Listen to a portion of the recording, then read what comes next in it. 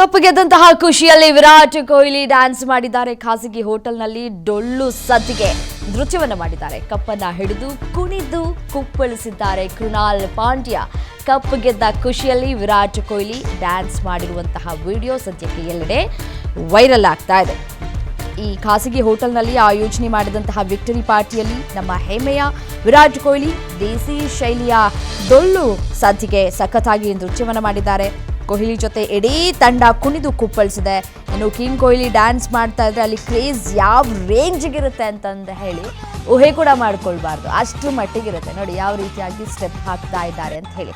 ಮತ್ತೆ ಕೊಹ್ಲಿ ಫಾರ್ಮಲ್ಲಿ ಇರ್ತಾರೆ, ಕೊಹ್ಲಿ ಫೀಲ್ಡಲ್ಲಿ ಇರ್ತಾರೆ ಅಂತಂದಾಗ ಬರೀ ಅವರು ಇಲ್ಲಿ ಮಾತ್ರ ಎಂಟರ್ಟೈನ್ಮೆಂಟ್ ಮಾಡಲ್ಲ, ಫೀಲ್ಡಲ್ಲಿ ಇದ್ದಾಗಲೂ ಕೂಡ ಬಹಳಷ್ಟು ಎಂಟರ್ಟೈನ್ಮೆಂಟ್ ಮಾಡ್ತಾರೆ. ಜನರನ್ನ ಆಟ ಆಡೋದು ಮಾತ್ರ ಅಲ್ಲ, ಅಭಿಮಾನಿಗಳನ್ನ ಯಾವ ರೀತಿಯಾಗಿ ಖುಷಿ ಪಡಿಸ್ಬೇಕು ಅನ್ನೋದು ಅವರಿಗೆ ಬಹಳಷ್ಟು ಚೆನ್ನಾಗಿ ಗೊತ್ತಿದೆ. ಅದನ್ನು ಅರ್ಥಕೊಂಡು ಬಿಟ್ಟಿದ್ದಾರೆ.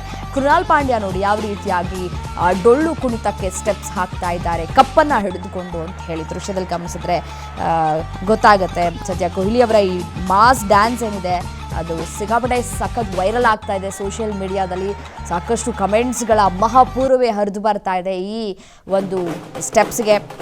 ಮತ್ತು ಆಲ್ರೌಂಡರ್ ಕೃಣಾಲ್ ಪಾಂಡ್ಯ ಅವರದ್ದು ಕೂಡ ಇದೇ ರೇಂಜ್ ಸಂಭ್ರಮ. ಕೈಯಲ್ಲಿ ಕಪ್ಪನ್ನು ಹಿಡಿದುಕೊಂಡು ಯಾವ ರೀತಿಯಾಗಿ ಡೊಳ್ಳು ಕುಣಿತಕ್ಕೆ ಅವರು ಟ್ರೋಫಿಗೆ ಮುತ್ತಿಡಿದುಕೊಳ್ತಾ ಯಾವ ರೀತಿಯಾಗಿ ಡ್ಯಾನ್ಸ್ ಮಾಡ್ತಾ ಇದ್ದಾರೆ ಅನ್ನೋದನ್ನು ಗಮನಿಸ್ತಾ ಇದ್ದೀರಿ. ಇಷ್ಟು ದಿನ ಪಟ್ಟಂತಹ ಶ್ರಮಕ್ಕೆ ಕೊನೆಗೂ ಕೂಡ ಪ್ರತಿಫಲ ಸಿಕ್ಕಿರುವಂತಹ ಖುಷಿ ಅವರ ಮುಖದಲ್ಲಿ ಕಾಣಸಿಗ್ತಾ ಇದೆ ನಮಗೆ.